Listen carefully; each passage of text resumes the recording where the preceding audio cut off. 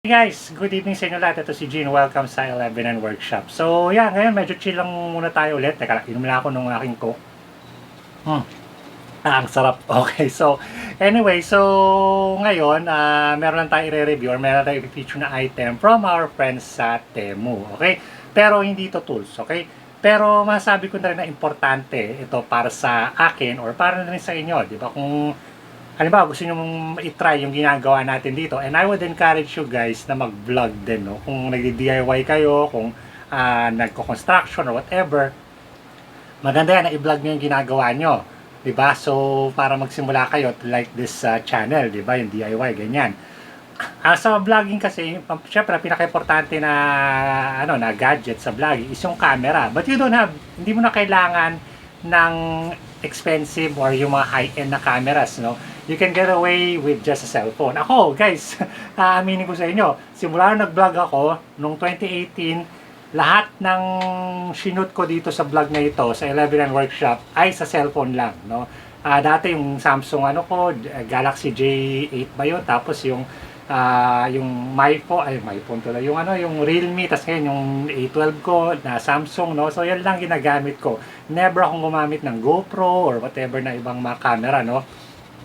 Kasi mas convenient sa akin ang paggamit ng cellphone kasi na-edit ko agad yung video sa cellphone. Hindi na kailangan i-transfer sa computer. And hindi ako marunong mag-edit sa computer. So, natatagalan ako, nababagalan ako since yung computer ko is kopong-kopong pa. So, mas okay sa akin na mag-cellphone. Okay? Na mag-edit, mag-shoot at mag-edit sa cellphone. Diretso upload. Okay na yon. Okay na yon, guys. Hindi naman kasi importante yung video quality or whatever. Ang importante yung yung tawag dito, laman, no? Yung laman, yung sinasabi mo dun sa yung vlog. Yun ang pinaka-importante sa lahat, yung content, hindi yung ganda ng yung video. Kahit gaano pa kaganda yung video mo, kung basura yung content mo, pangit yun. Okay? So, mas maganda kung hindi naman, kahit hindi gaano kagandahan yung video, di ba?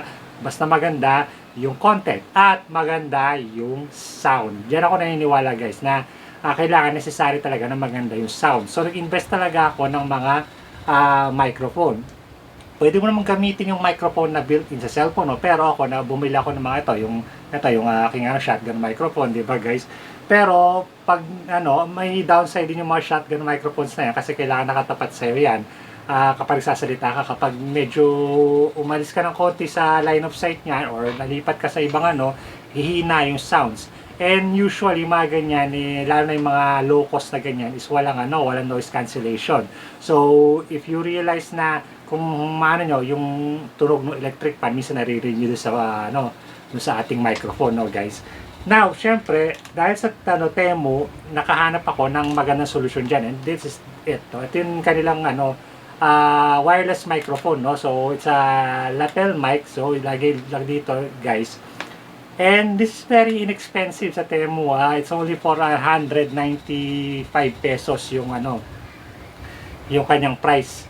Nabili ko siya ng mas mura, lang, 490 something lang, 490 I think. So, konti lang yung binabang presyo. Pero, I think it's okay naman. So, I think it's okay naman. So, unbox natin siya, pakita ko sa inyo yung laman niya. So yun, guys, it's meron siya kasamang USB-C cord, no? Meron siyang manual, ayan, na tabi na natin. And yung kanyang, ayan, meron siyang plastic na box at nasa loob niyan yung kanyang mga, ayan. So ito yung transceiver niya, ito yung lalagay natin dun sa cellphone gamit ang USB-C. So sakto yan sa ating sa ating A12. At meron siyang dalawang microphone dito. So, pwede yung dalawa ini-interview. Pwede yan, no, guys? Tapos, diretso na siya charge dito sa ating sa ating box na ito, no. So, kung ito charge mo lang ito, ayan, may battery siya, built-in battery. So, pag nilagay mo dito yung mga itong mga microphones na to, automatic na siya nag-charge. Itong itong transceiver naman na to, kumukuha siya ng charge dun sa cellphone mismo. Now, kung kailangan mo i-charge yung cellphone mo, tapos nakakabit ito, okay lang. Pwede mo siya ikabit dito yung charger habang nakasaksak to dun sa cellphone. Ayan, so 3-way, no? Diba? So, yeah, that's nice, no? Tapos meron siya merong display, ayan. Nakita kung gaano kataas pa yung battery natin, no, guys?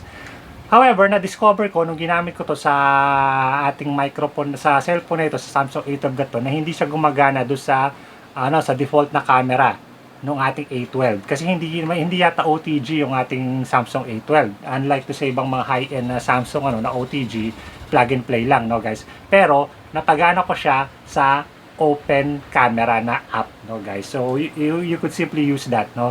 So papakita ko sa inyo guys, paparinig ko sa inyo yung sound sa pagkakaiba-iba nung mga ng gumagamit nito, nung built-in na microphone sa cellphone, yung shotgun mic natin at yung paggamit itong built-in na itong microphone from Temo. Okay? So ayan.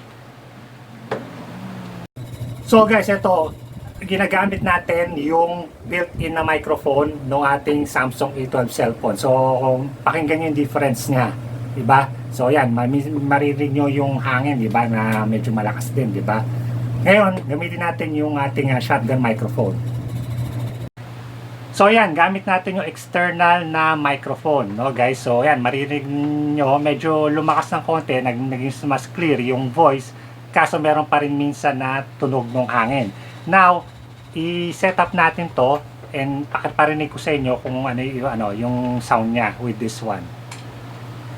Ayan guys, so can you hear na parang mas maganda yung sound niya, di ba? Ang kaso, yung screen natin, yung resolution natin, yung medyo nag-iba ng konti kasi ang ginagamit natin app dito is open camera and iba yung resolution niya dun sa built-in na camera nung Samsung A12 natin. Pero I think na may fix naman natin yan when gamit lang tayo ng mga ng mga ibang lighting dito sa sa studio, 'di ba? Or sa dito sa workshop, 'di ba? Pero yeah, in terms of performance ng noise, mas maganda yung sound niya ngayon. Yun guys, kung gusto niyo na mag-start na mag-vlog and gusto niyo mag-invest sa sa microphone na hindi ganong kamahalan, and this is a good choice, no?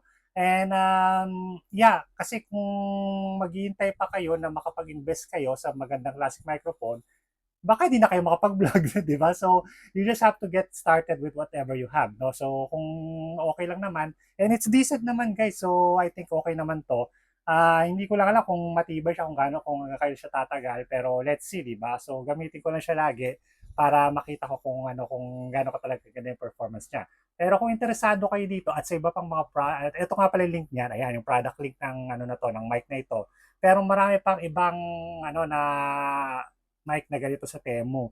So kung interesado kayo guys, you can download yung Temu app gamit ang link na ito para makakuha kayo ng 2,000 peso coupon bundle. At gamitin ang code na ito sa inyong cash out para makakuha ng 30% discount para sa mga new app users.